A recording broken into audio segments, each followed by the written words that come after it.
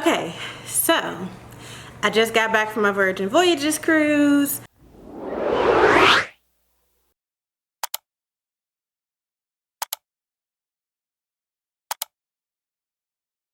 Five things that I hated about Virgin Voyages. Now, this might be things that you guys are like, that's not really a big deal, but it was a big deal to me. So, number one, so we went on this cruise on a promotion, not like a social media promotion like for influencer. It was a promotion for the casino. So we only had to pay taxes and fees. So if you want to learn how to do that, write in the comments. I can let you guys know how to do that. But so we kept getting emails saying that we also were getting a $300 bar tab credit, which we were confused, but we were like, okay, cool. But when we checked in, they gave us a paper that said, you know, any promotions that you may have won't show up on your wallet for 1 to 2 days on a cruise. And we're on a 5-day cruise, so like that kind of sucks. So I don't like that. That was number one. The first thing that I hate is that when you check in, they give you this thing that says like you won't get your promotions in your wallet for 1 to 2 days, but you have it. When in fact, if you don't qualify for it, you won't know for 1 or 2 days. So I didn't like that. But it wasn't a big deal. But it was just annoying. Like, who wants to wait 1 or 2 days when the cruise is only 5 days to know if you have a promotion or if you have some kind of like reward from them? Number two, the size and the location of everything is very, very small. Like, while the ship is big, it is not, everything is small, if that makes sense. So like the casino was the smallest casino I have ever seen on a cruise ship. Like, small. Like, it was 2 roulette tables, maybe like 3 or 4 blackjack tables and a craps table. The amount of slots, I could probably less than 50. It was very small. And the cruise didn't seem super crowded, but for it to be as big as it was, I was surprised that the casino was so small. But maybe Virgin is like, hey, the focus of our cruise is not the casino, which could be quite possible, but I was just shocked by that. But I did like that the casino was smoke free. That was a perk, because other ships that I've been on that have a casino, that's not the case. Number 3, so while the Wi-Fi is free, you also have to use the app on the Wi-Fi, which means that everybody is on the Wi-Fi. And so the Wi-Fi that's free is super slow and the app is not very consistent. I really had a love-hate relationship with that app. Like, the app would literally say that something was closed and I would walk past and somebody was walking past with the food from the place that it said it was closed.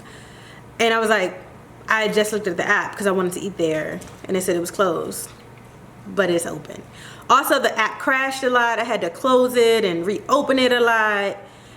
Like, sometimes with the booking reservations, which is another con, it was very much so annoying. Like, oh, seems like we hit a snag.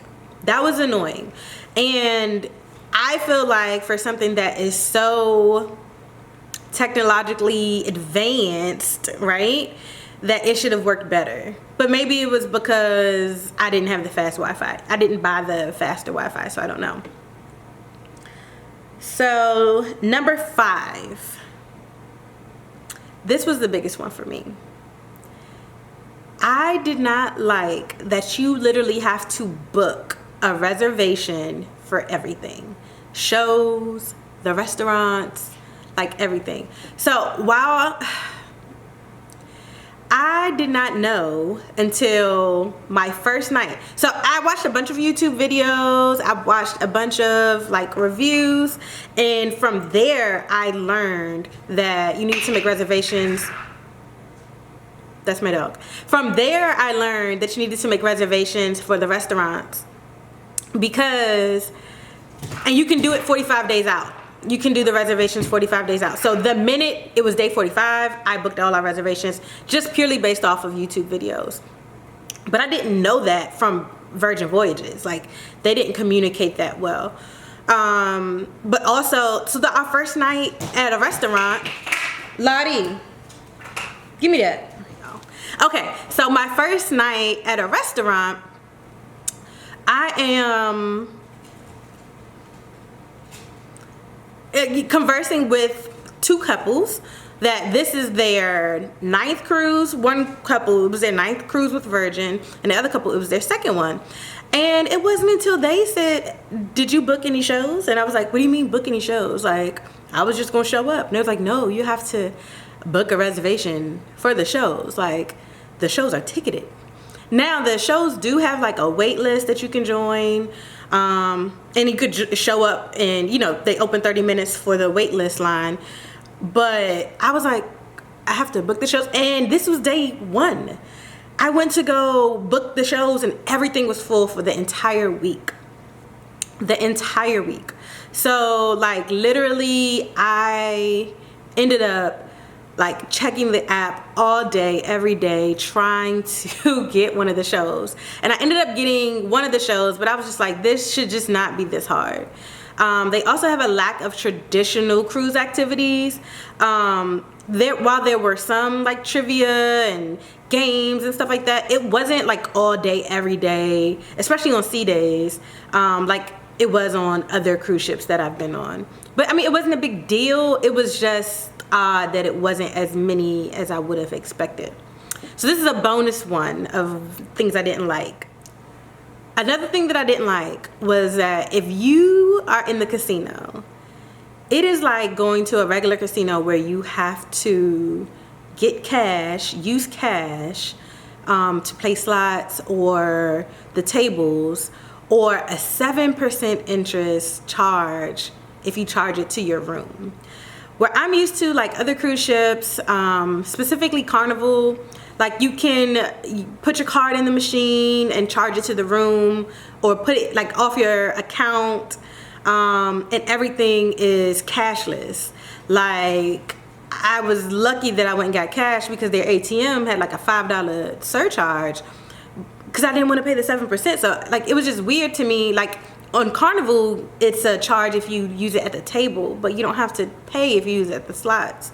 So it was just odd to me for a cruise that's so technologically advanced to also be so behind the times with the casino. Like, why isn't there like a way to do this with cashless? Like, I would have assumed that it would have been a cashless option, but it wasn't. Okay, so I'm gonna say the 5 things that I loved. Top 5 things that I loved about Virgin Voyages. If you know me, number 1 was the food. Now, why I hated having to make the reservations, I appreciated having a reservation because the people that didn't have a reservation had a long line. But the food, it was to die for. Like, it was the best food that I ever had at any cruise, all-inclusive, like anything like that. Best food, hands down. Number 2, while the Wi-Fi was shaky, I appreciated the free Wi-Fi because I paid for Wi-Fi on a cruise and I couldn't access half the stuff that I could access on their free Wi-Fi. Like TikTok. Y'all know I gotta do my TikTok. I could do TikTok. I could create and upload a TikTok on the Wi-Fi. On Carnival, I couldn't do it at all. TikTok was not TikToking on Carnival.